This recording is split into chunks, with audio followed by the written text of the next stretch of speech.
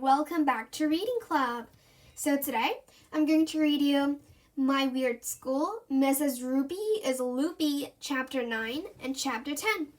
Chapter 9, Mrs. Roopy's Problem. Something was wrong with Andrea. She wasn't raising her hand in class every second. She wasn't bragging to everybody how much she knew about everything. She wasn't pestering me like she usually did. It was like she was sick or something. "What's the matter, Andrea?" Emily asked her during recess. "I'm worried about Mrs. Roopy," Andrea said. "I'm afraid she might have a serious personal problem." "You're the one with a serious personal problem," I said. "Mrs. Roopy is like the coolest lady in the history of the world. Would you rather have some boring librarian who didn't dress up in costumes or anything and all she did was read boring books to us?" "No, but my mother is a physiologist," Andrea said. "She told me that some sick people have more than one personality. Like, one minute they think they're one person, and a minute later they actually think they're somebody completely different. The whole time they actually think they're all these people. I'm afraid that Mrs. Roopy might have this problem. She can't tell the difference between the real world and fantasy." "Wow," Michael said. "That sounds pretty serious."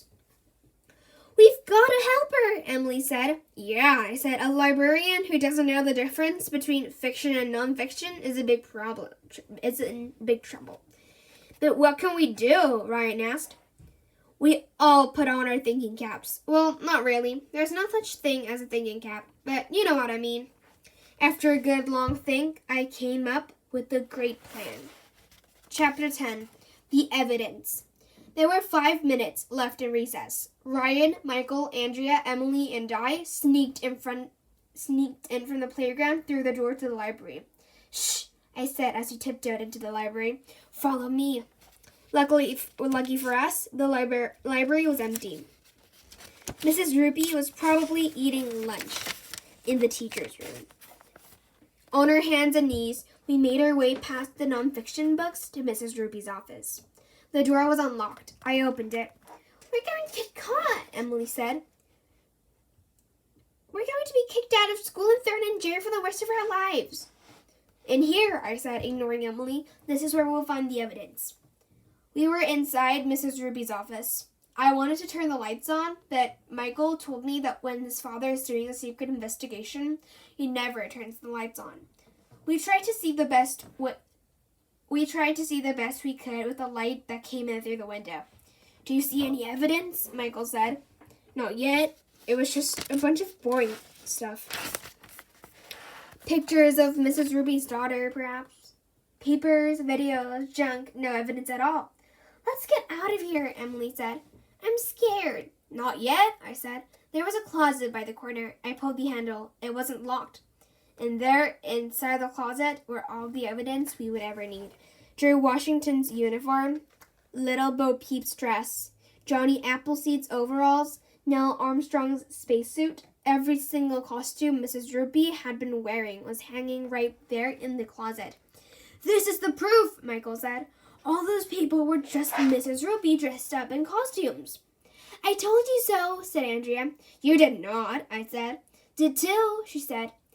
"Oh, you think you know everything," I said. "Well, you're not so smart." That's when the lights flicked on. It was Mrs. Roopy standing in the doorway looking at us. "What's the meaning of this?" she asked. She had her hands on her hips, so we knew she was mad. For some reason, grown-ups always put their hands on their hips when they're mad. "I had nothing to do with it," Andrea said. "It was all Angie's idea." Nobody was looking at me.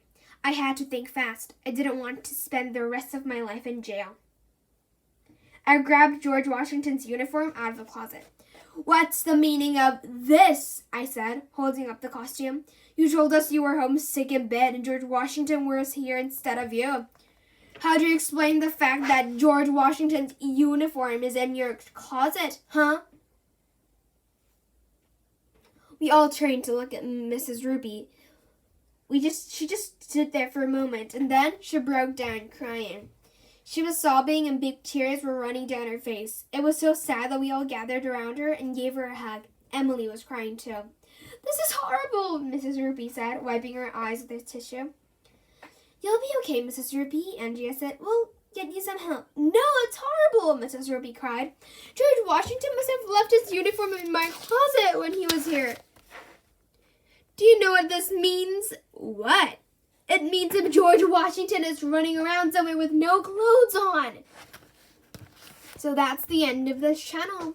I hope you enjoyed my readings of it, and if you did, please click many likes and subscribe Reading Club. So I'll come back later with a new and improved channel. Bye everybody. See you later.